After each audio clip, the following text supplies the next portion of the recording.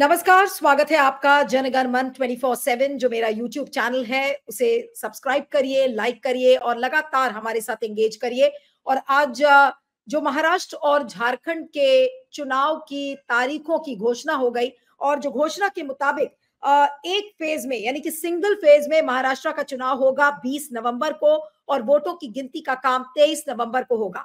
जहां तक झारखंड का सवाल है तो झारखंड में 2 फेजेस में चुनाव हो रहा है। पिछले बार का जो चुनाव था वो 5 फेजेस में हुआ था। इस बार का चुनाव 2 फेजेस में होगा और जो झारखंड के दोनों फेजेस की डेट है, पहली 13 नवंबर और दूसरी 20 नवंबर, यानी कि 2 फेजेस में ये जो चुनाव हो रहे हैं और 23 को काउंटिंग होगी।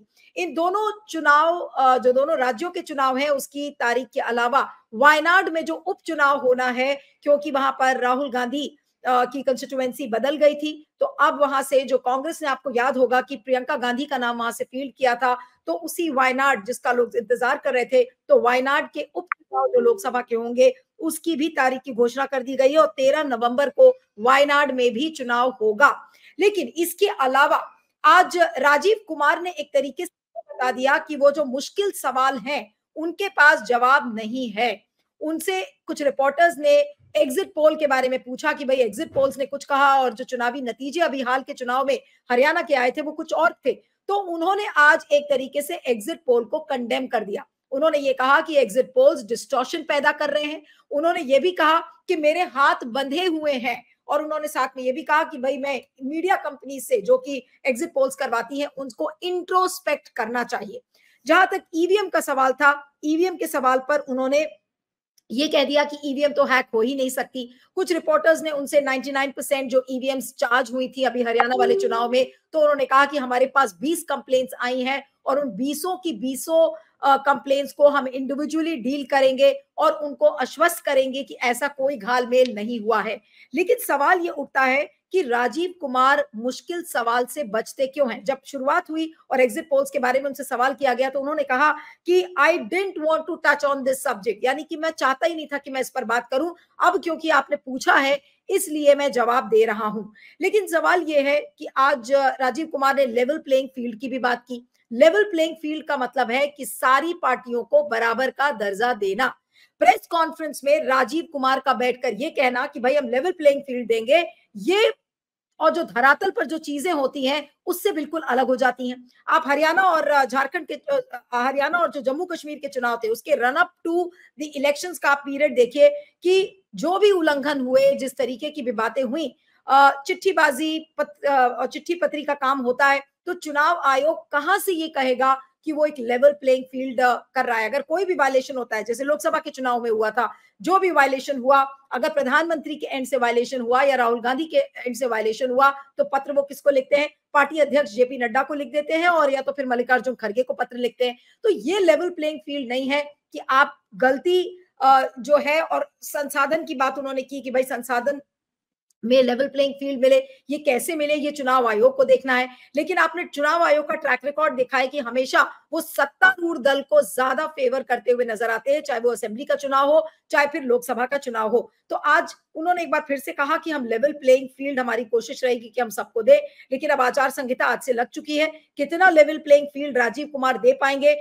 ये तो कहना मुश्किल है। लेकिन जो कुछ बड़े टेकअवेज हैं आज के जो उनकी जो प्रेस कॉन्फ्रेंस थी उसमें जो उन्होंने बात कही कि जो महाराष्ट्र में जो चुनाव सिंगल फेज में होगा, तो उसमें से 2-3 टेकअवेज है। पहला तो यह है कि आज महाराष्ट्र का की जो जनता है वो थोड़ा सा चैन की सांस लेगी, क्योंकि कई बार लोग कह रहे थे कि महाराष्ट्र में तो प्रेसिडेंट रूल लगा दिया जाएगा, महाराष्ट्र में चुनाव नहीं होंगे। तो आज कम से कम लोगों को ये राहत है कि चुनाव होगा, भले ही वो सिंगल फेज में हो। सिंगल फेज का चुनाव के अपने एडवांटेज है। आपको याद होगा कि महाराष्ट्र के ऐसे कई इलाके हैं जो नक्सल प्रभावित है। गढ़चिरौली उसका एक जीता जागता एग्जाम्पल है, जहां पर कितने नक्सल अटैक्स होते हैं, और ऐसे कई घाटी वाले इलाके हैं जो नक्सलों से भरे हुए हैं।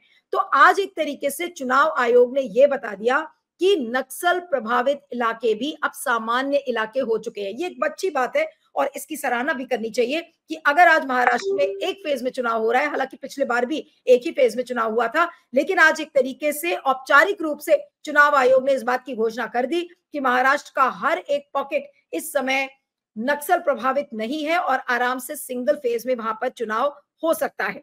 और जो बात मैंने इसकी की कि आज लोकतंत्र की एक बड़ी जीत है, क्योंकि लोकतंत्र की अगर हम बात करें तो अगर आज चुनाव हो रहा है वहां पे, तो ये जो अटकलें लगाई जा रही थी कि चुनाव पता नहीं होगा महाराष्ट्र में या नहीं होगा, तो आज उन अटकलों पर विराम लग गया है क्योंकि चुनाव हो रहा है। लेकिन अब यहां से चुनौती शुरू होती है कि हरियाणा के चुनाव में हमने जिस तरीके की चीजें देखी, जिस तरीके की धांधलेबाजी के बारे में तमाम काउंटिंग एजेंट्स और अलग अलग लोग बोल रहे हैं कि किस तरीके से ईवीएम में घपला हुआ है, अब जो विपक्षी दल है वो कैसे चौकन्ने रहेंगे कि हरियाणा की गलती वहां पर दोबारा ना देखी जाए। तो ये सब एक बड़ी चुनौती है। लेकिन फिलहाल आज भी उनकी एक शेरो शायरी दिखी और शेरो शायरी में उन्होंने कहा कि कुछ तो लोग कहेंगे, लोगों का काम कहना है, यानी कि उनको कोई फर्क नहीं पड़ता कहने से। आज राजीव कुमार ने एक बार फिर से साबित कर दिया कि आप सवाल पूछते रहिए, लेकिन हमारा जवाब तो एक ही स्टैंडर्ड जवाब होगा जो हम देना चाहेंगे, और वो जवाब कहां से लिख कर आता है आप भी समझ जाएं कि चुनाव। और आज उन्होंने ये भी कहा, मैं कोट कर रही हूँ उस लाइन को, उन्होंने कहा कि मेरे हाथ बंधे हुए हैं। हालांकि वो एग्जिट पोल्स के संदर्भ में बोल रहे थे, लेकिन आप ये सोचिए कि अगर मुख्य चुनाव आयुक्त बैठकर भरी प्रेस कॉन्फ्रेंस में ये कह रहा है कि मेरे हाथ बंधे हुए हैं, तो कोई भी व्यक्ति, जब मैं नोट्स बना रही थी उस प्रेस कॉन्फ्रेंस को देखते देखते, तो मैंने उस लाइन को नोट किया यहाँ पर, और जिसमें कि वो कहते हैं कि मेरे हाथ बंधे हुए हैं, तो क्या उनको ये बात शोभा देती थी इस तरीके की बात प्रेस कॉन्फ्रेंस पे करना? भले ही वो एग्जिट पोल्स की बात करें कि मेरे हाथ बंधे हुए हैं, लेकिन मुख्य चुनाव आयुक्त इस बात को कैसे कह सकता है? उनके हाथ क्यों बंधे हुए हैं? क्या सरकार से वो बंधे हुए हैं, इस वजह से वो कुछ नहीं बोल सकते? तो ये सारी चीजें सोचने की है। डिस्टॉर्शन पैदा करते हैं एग्जिट पोल्स, उनका ये कहना है। एक तरीके से उन्होंने एग्जिट पोल्स को बिल्कुल कंडेम कर दिया। ईवीएम के मसले पर वो बात भी नहीं करना चाहते, इस बात को मानने के लिए भी वो तैयार नहीं है कि ईवीएम्स हैक हो सकती हैं। 99% बैटरी वाली चार्ज की बात की तो उसको भी उन्होंने काउंटर कर दिया कि अरे ये तो पता नहीं कौन कौन सी नई बातें आ रही हैं, और ये हरियाणा के चुनाव में तो ये पहली बार मैं देख रहा हूं कि 99% चार्ज बैटरीज वाली बात कहां कहां से उठा ली है। और साथ में उन्होंने ये भी कहा कि अभी तो पता नहीं और कौन कौन सी नई बातें आएंगी।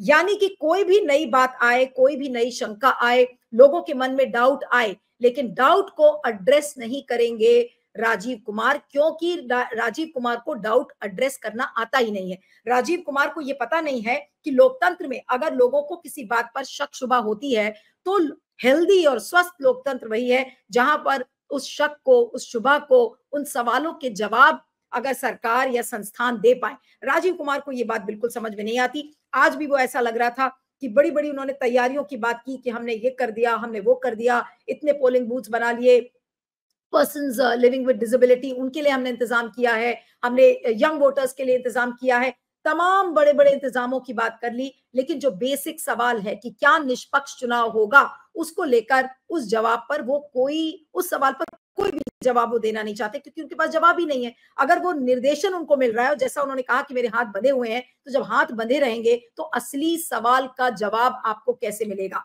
तो राजीव कुमार के ऊपर ही कमेंट्री है कि आज डेट्स भले ही अनाउंस हो गई हो, लेकिन लोगों को अभी भी ये डाउट है कि क्या महाराष्ट्र और झारखंड में क्या निष्पक्ष चुनाव हो पाएगा?